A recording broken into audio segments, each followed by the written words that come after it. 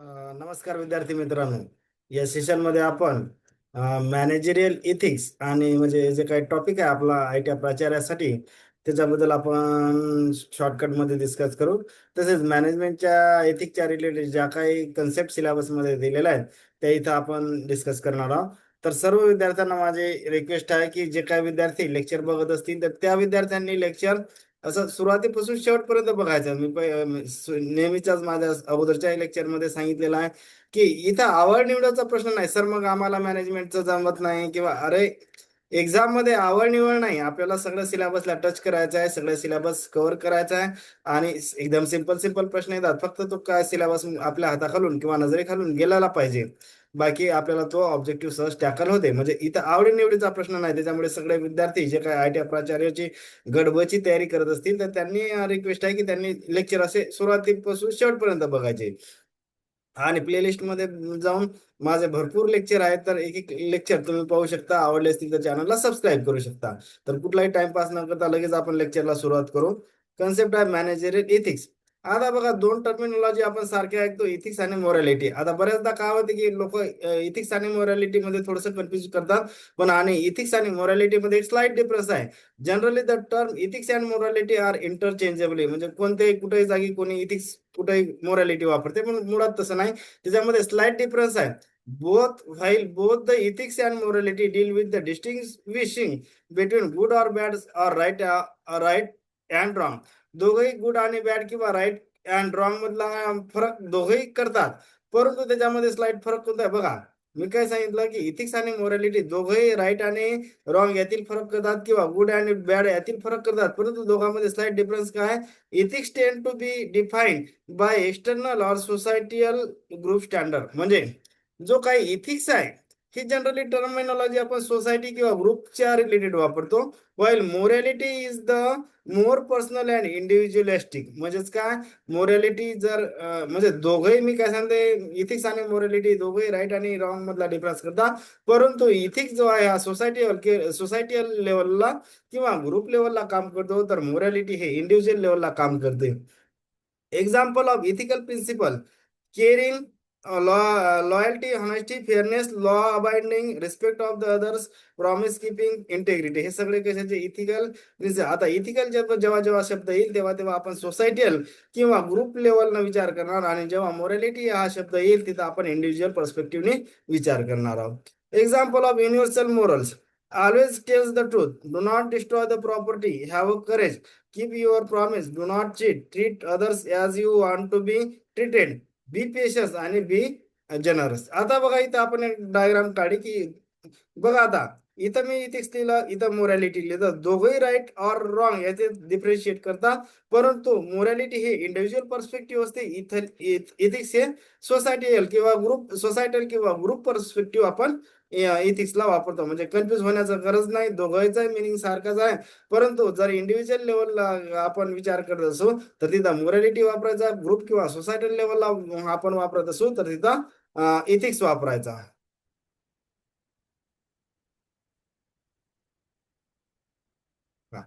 नंतर managerial ethics. आता बघा, मॅनेजरियल इथिक्स म्हणजे काय.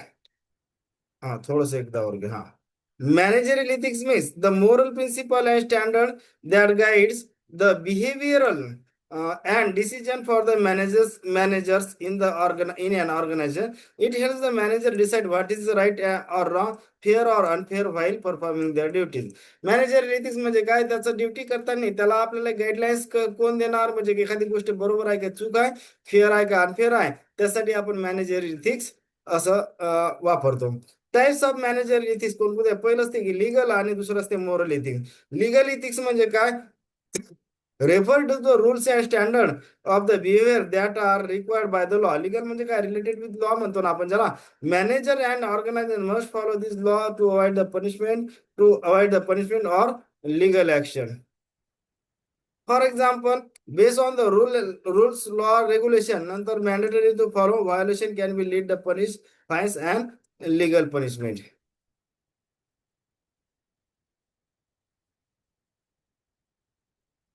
म्हणजे काय, साध्या भाषेत की लिगल इथिक्स म्हणजे काय, की ते आपल्याला लिगली किंवा बाय कायद्याने त्या गोष्टी आपल्याला करायच्याच असतात.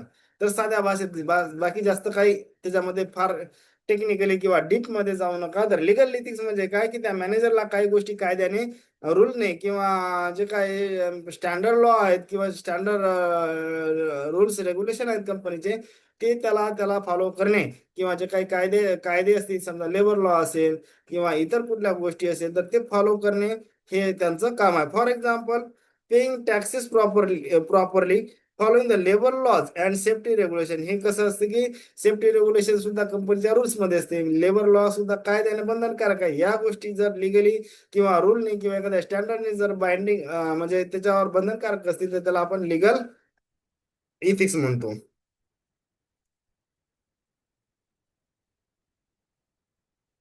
नंतरची टर्म असते moral ethics. Moral ethics refer to the principle of right and wrong based on the personal value, culture, and societal beliefs, even if they are not written in law. जरी ते कायद्याने नसतील तर काय त्याला स्वतः मान्यता दिली, ते समाजाने आणि संस्कृतीने मान्यता जर दिली असेल, तर त्याला आपण मोरल इथिक्स म्हणतो. नंतर key point, based on the value conscious and social norm, not always enforce by law. कारण की ते मोरल आहेत, कायद्याने त्याला बंधनकारक नाही. Focus on doing what is right and fair.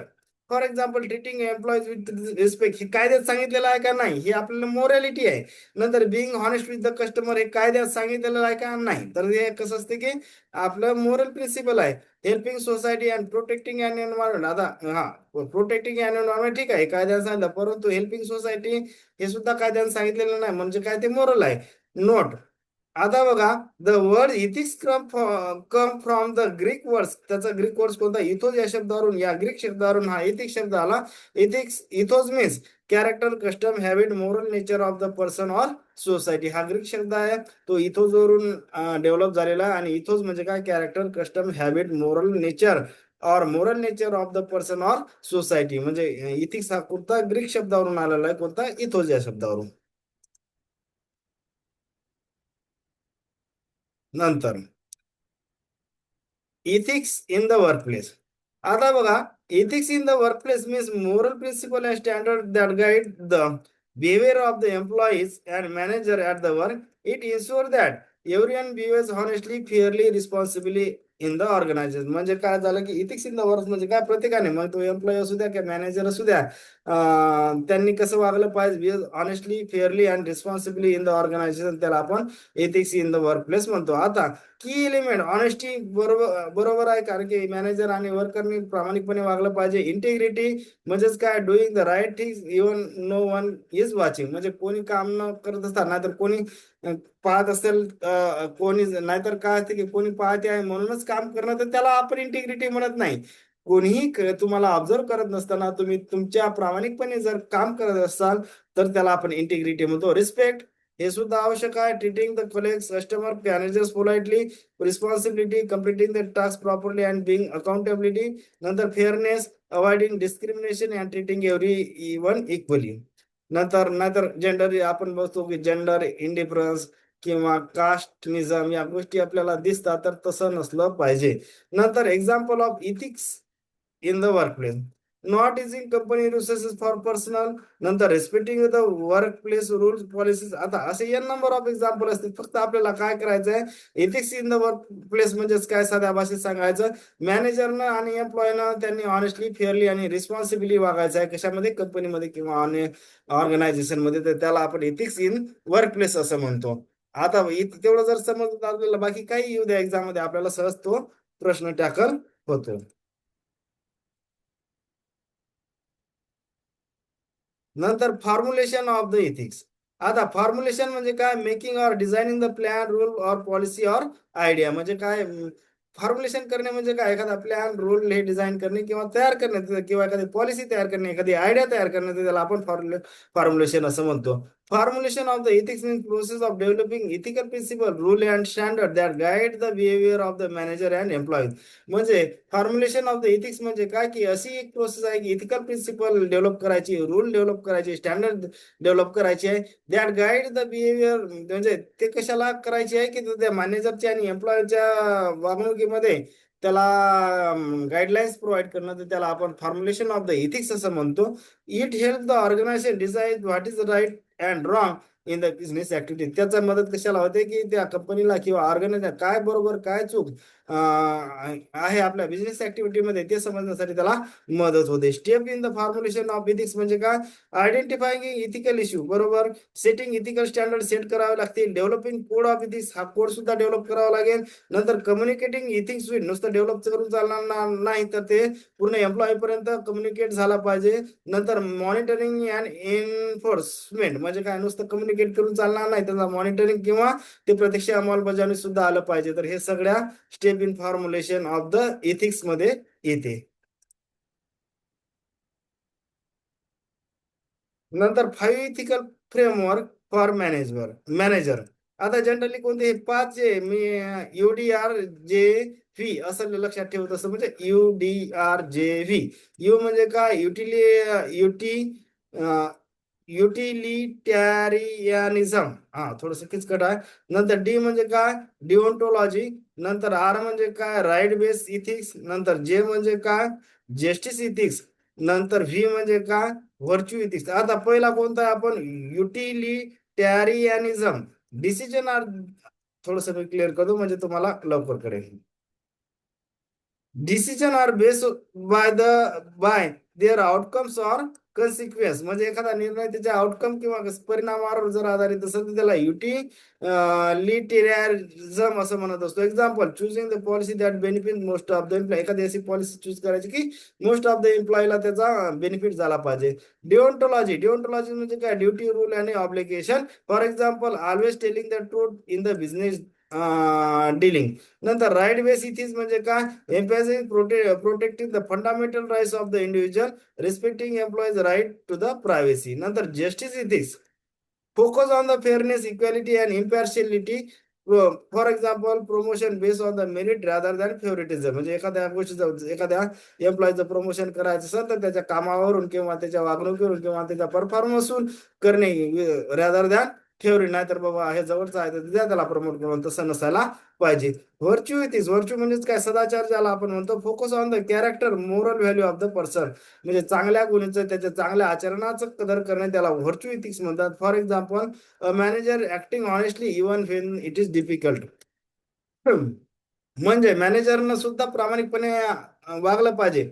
एखादी किती काही कठीण परिस्थिती येऊ द्या, त्याला त्याचा प्रामाणिकपणा सोडायला नाही पाहिजे. कारण की तो जर प्रामाणिक वागला तरच खालचे एम्प्लॉई प्रामाणिक वागतील, तर त्याच्यामुळे त्याला आपण व्हर्च्यू ऑफ इथिक्स असं म्हणतो.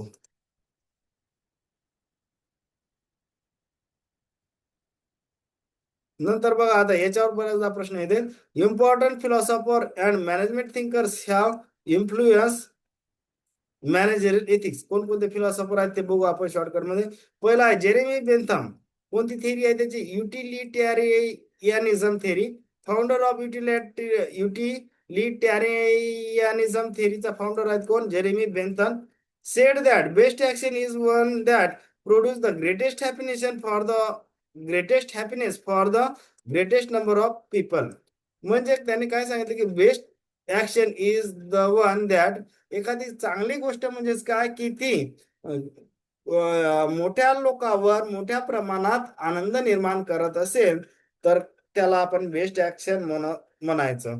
Influence manager to consider the overall consequence or outcome of their decision, म्हणजे काय झालं की मॅनेजरना असा डिसिजन घेतला पाहिजे की त्याच्यामध्ये ते आउटकम किंवा कन्सिक्वेन्स म्हणजे त्याचा परिणाम असा असला पाहिजे की पॉझिटिव्ह अप्रोचने लोकांवर त्याचा परिणाम झाला पाहिजे किंवा त्याचं लोकांसाठी ते बेनिफिशियल असलं पाहिजे. तर त्याला आपण युटिलिटॅरियनिझम असे थेरी म्हणतो. नंतर इमॅन्युअल कांटची थेरी आहे डिओन्टॉलॉजी. आता डिओन्टॉलॉजी म्हणजे काय? Duty, rule, regulation. Believe that develop the theory of deontology. कोणाची आहे deontology theory? Immanuel Kant. Believe that people should follow the moral duties and universal rules regardless of the result. म्हणजे result काही असू द्या, एक नाही तर बऱ्याचदा लोक काय करतात, रिझल्ट साठी येण्यासाठी म्हणजे चुकीचे मार्ग किंवा इलिगल गोष्टी करतात ना. तर इमॅन्युअल कांटचं म्हणणं आहे की बाबा रिझल्ट काही असू द्या, पॉझिटिव्ह निगेटिव्ह, तुम्ही तुमची मोरल ड्युटी, युनिव्हर्सल रूल तोडायचे नाही. तर त्याला थेरी ऑफ डिओन्टॉलॉजी म्हणतात. फार छान थेरी लिहिलेली आहे, पण लोक कसे प्रत्यक्षात पाळत नाही. जर पाळत असते तर भ्रष्टाचार, लाचारी या गोष्टी कमी झाल्या असत्या ना.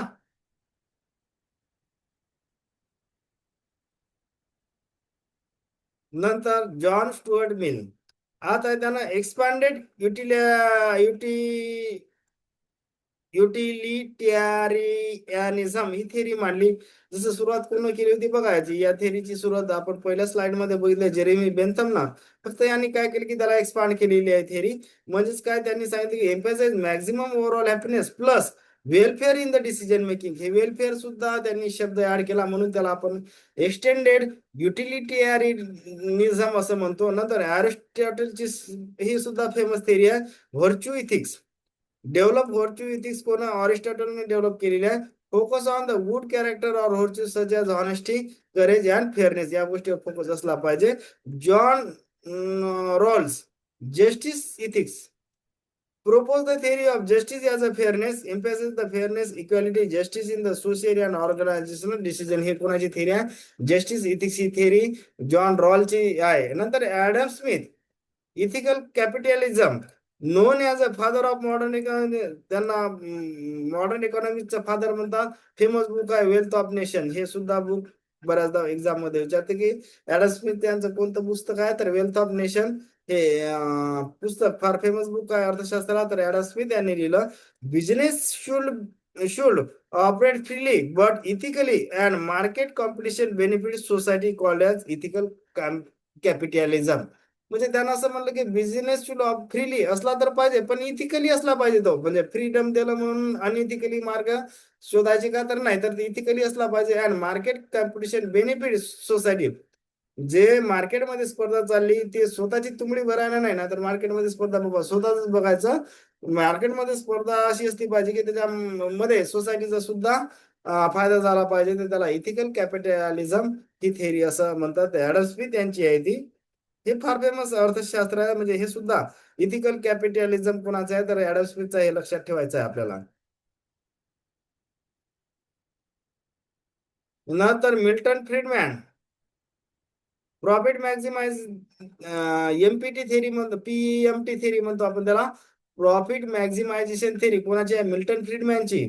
नंतर profit maximization theory was propose by Milton Friedman. According to Milton Friedman, the main social responsibility of the business is to use maximize the profit for its share holder while following the law basic ethical custom of the society. म्हणजे maximum profit तर घ्यायचंच आहे त्या बिझनेसमॅनला किंवा कंपनीवाल्यांना, परंतु त्यांनी काय करायचं आहे की लॉ आणि basic ethical custom of the society हे फॉलो करायचे आहे.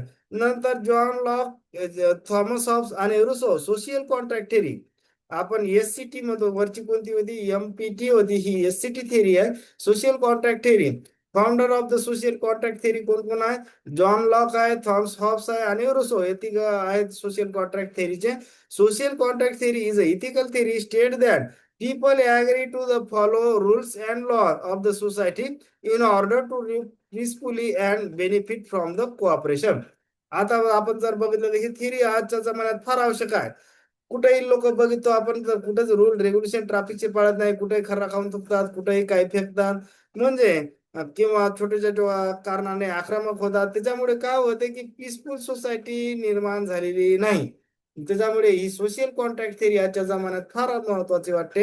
आणि जर लोकांनी सोशल रूल्स लॉ जर पाळले तर ऑटोमॅटिक पीसफुल सोसायटी डेव्हलप होईल ना. पण हे बऱ्याचदा आपण बघतो की कोणी म्हणजे शिस्तीनं वागत नाही. कुठेही सिग्नल तोडणार, सिग्नलवर खरा खाऊन थुकणार, कुठेही कचरा फेकणार, छोट्या छोट्या गोष्टीमुळे भांडण करणार, वाद करणार, रांगेत चालणार नाही, शिस्तीत राहणार नाही. तर ह्या गोष्टी आपल्याला पाहायला दिसतात.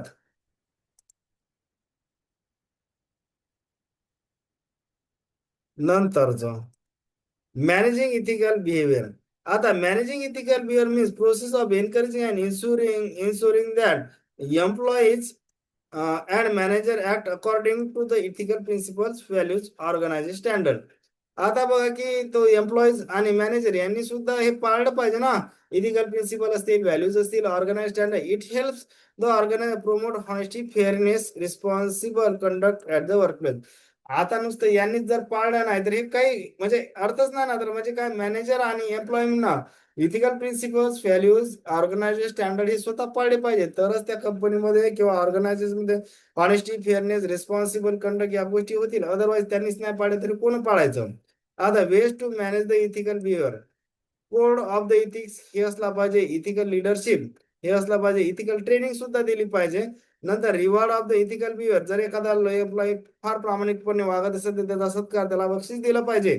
नंतर पनिशमेंट ऑफ अनइथिकल बिहेवियर, जर एखादा एम्प्लॉई भ्रष्टाचार करत असेल तर त्याला डायरेक्ट जॉबवरून किंवा त्याला काहीतरी फाईन किंवा मेमो वगैरे देऊन हे ह्या गोष्टी म्हणजे त्याला पनिशमेंट सुद्धा आली पाहिजे. Open communication, allowing the employee to report unethical activity without fear, म्हणजे ओपन कम्युनिकेशन म्हणजे काय?